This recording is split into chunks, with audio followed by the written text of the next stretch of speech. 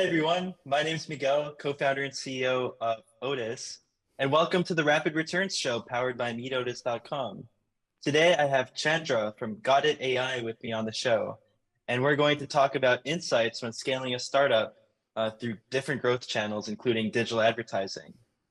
My challenge for today is to provide a rapid returns tip to Chandra to help them scale their company using digital ads. Let's dive into the interview to learn more. So, Chandra, what was your original vision for Got It AI, and how has it evolved as you scaled? Well, thanks for having me in the show. I think the original vision which we started with was we want to build autonomous conversational AI for enterprises.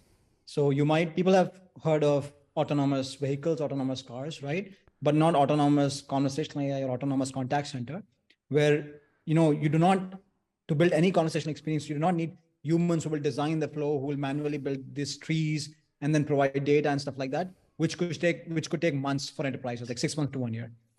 So what we came up with this idea was, hey, can we do this in an autonomous manner? So we said that, hey, whatever needs to be automated already exists in the enterprises, either in the form of knowledge bases, support articles, or in the form of historical conversational logs between agent and users. So we said that, hey, let's build an AI which can automatically build these things and then cuts down the 6 months to 1 year time of building any conversational experience to minutes, 2 hours. That's the kind of thing. So we built an AI to build the AI. Similar to how we have autonomous cars, we have AI which is driving the car for humans. So same thing we did, and we were in stealth mode for 2 years. We announced our product last September in TechCrunch, and then since then we are just scaling. Wow, congratulations on all the traction. So can you describe the process you went through to identify your ideal customer profile and what makes your strategy to grow unique? Uh, Great question. I think for any startup, uh, that's a journey. Like finding the right customers, it's not a one thing which ends. I think it evolves over time as technology is evolving, dynamics are evolving. So I think it's a ever evolving process. In terms of what we did was we built something. We went out to friendlies first, try to understand if that makes sense, and once we got feedback, then we expanded to some targeted customers, potential customers, to learn from them and get quick feedback and then improve upon. So that was our strategy. And then once we realized, okay, yeah, this is the good go to market for us, like fit for us, and we know there is enough value as well as market for our product offering, we then double down on it. So that's the approach that we have followed. And again, as I said, as dynamics are evolving, ChatGPT came along like December, and we already had something Yeah. like we already have truth checker which identifies when generative LLMs hallucinate. So we have something which makes these generative LLMs like ChatGPT experiences for enterprises, which is more accurate. We build that. So we with those kind of market changes, technology changes, and then or in the ecosystem changes that are happening, we are trying to evolve more and more. So and as I said, that's the reason why it's an evolving process for us, and I'm sure it is evolving process for almost every startup right now. Yes, makes sense. So would you categorize your ideal customer profile as enterprises, and do you have specific categories or verticals that you focus on? So we went unsupervised, like so our approach is completely unsupervised. Like it doesn't target a specific vertical, like it works for almost any vertical, like IT, healthcare, e-commerce, finance, it works for all of them. Now, in terms of use cases, we did target one. So we targeted something like UX or the CX, customer experiences, customer support, and then also conversational experiences for end users, right? Maybe even internal customers, like you have employees and then employees have to go through so many documents and they have to wait for many days. So we went for that kind of experiences and not building any conversation experience. Like we did not go build Alexa or Google. Well, although in my past life I built Alexa, but I think we did not go after the end consumers, which is just personal assistant. We went for enterprise applications centered around customer experiences. That's great. And what kind of strategies did you use to grow, and did you leverage digital advertising campaigns to reach those decision makers? And how did you measure the success of that? Um, I would say ideally we will get more insights into that this year because as we are scaling, we just announced like September last year. So we did not have many signals to quantify or to measure what is the relative improvement over the quarters or years. So I would say we are still right now we know we are getting that kind of traction and those kind of metrics, but I do not have the concrete answer right now. However, what I would say the way we evaluate this is we we announce to at different channels, let's say TechCrunch or VentureBeat or etc. Right? We announce on different social media platform or let's say different uh, media channels, and then we see okay what is working for us, what is not. We quickly learn, adapt, and then try to double down on what is working for us, and then try to analyze what did not work, why it did not work, and then learn from it. So would you say most of your inbound businesses that are coming in and using the platform are mostly from your PR activities, your organic growth, and socials and referrals? And referrals, but I think yes, but we our team also has like good connections or BD, business development kind of DNA. So we also learn Mm. from them as well. So it is not just the say promotional, or it's not just social, I would say, or media. It is also knowing people in the industry because we have been in the space for a while now. So we also, I think that is also helping for us. That makes a lot of sense. So would you say that you're looking to transition into a more repeatable or scalable acquisition motion or sales motion with additional scalable channels for growth? I think that clearly is something which any startup would or wants. I think even large enterprises they want a repeatable story, and then that market. I would say yes, we are also in that phase right now. Like which of these offerings or which kind of packaging is repeatable? We are learning a lot from our current customers and partners, but in terms of the so much dynamic environment in the chat, like in the conversational AI space, especially because of Chat GPT, OpenAI, and things like that. I think uh, settling down on one thing, one approach, I don't think it's a good idea because technology is moving very, very fast, Yeah. right? Very rapidly. So it has to evolve from that point of view. But yes, I think we are also working in that direction. What is that repeatable thing given the kind of options we have? That makes sense. So, and do you what role does technology play in your strategy to grow, and how do you stay current with the latest advancements?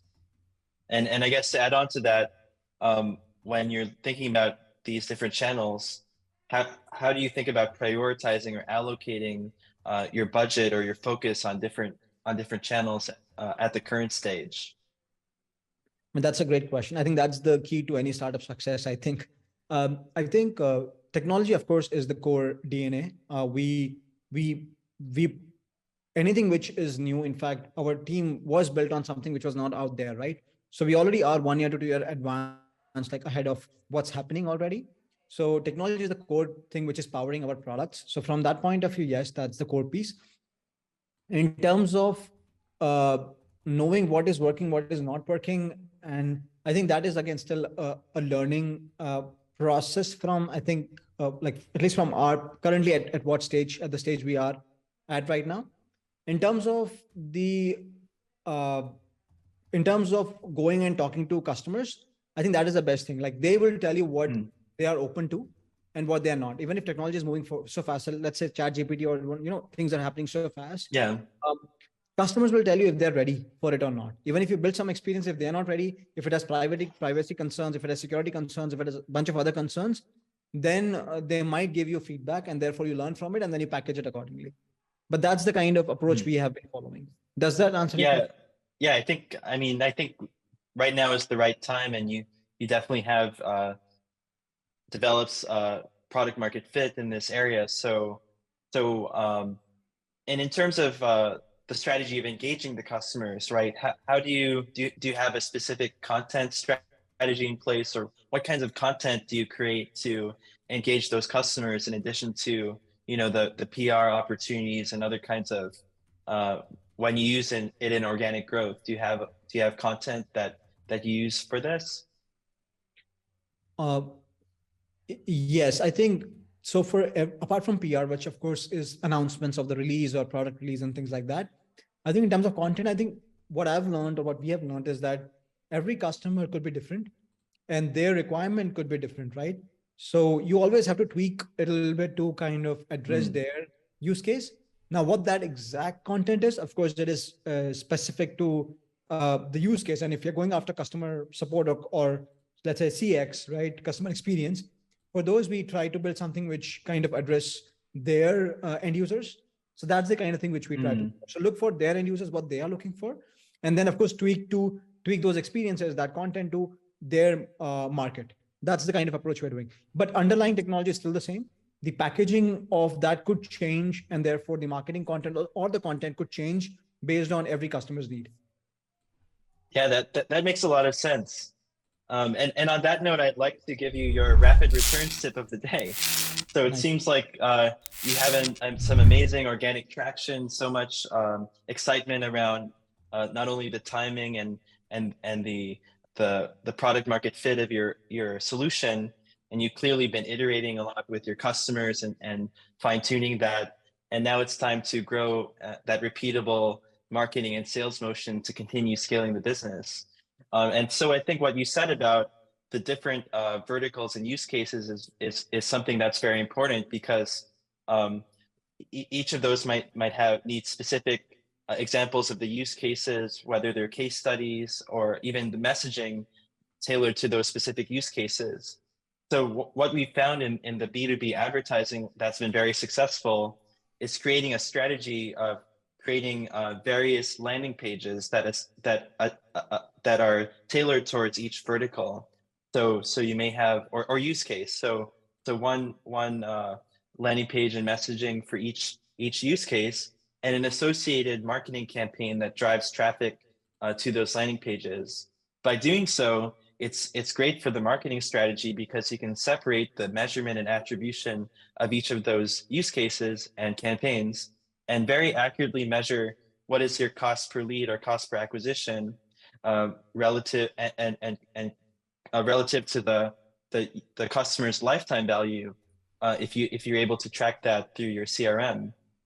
So I think one of the things that we would recommend is using the data about decision makers in each of the businesses, using it to create very targeted audiences, and then going after them in specific verticals or use case specific campaigns and landing pages.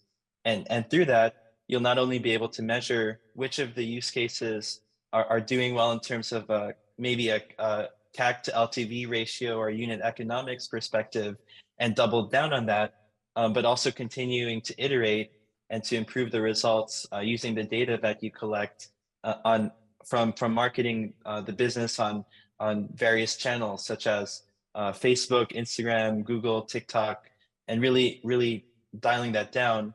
And over time, I think with this strategy, you'll not only have significant month over month improvements in the results, but also gain valuable insights that can be used to iterate and improve the product offering based on which use cases are the strongest and what kind of feedback you get from the particular use cases. Yeah, that makes a lot of sense. And I think, especially at our stage where we are at, what you recommended, I think that could be very beneficial because now as we are scaling, it becomes harder to track what is working, what is not.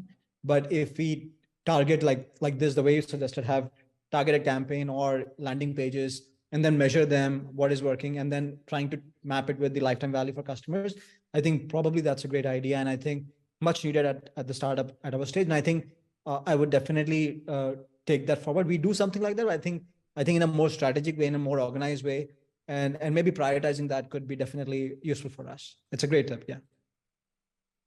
Thank you. I definitely agree.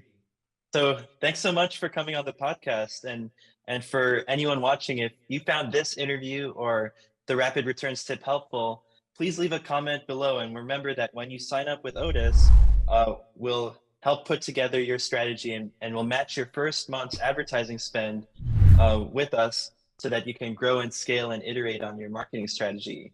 So thank you, Chandra, for coming on the show, and thank you for watching. Well, thanks, Miguel, for the invitation. And again, look forward to what's coming next. Yeah.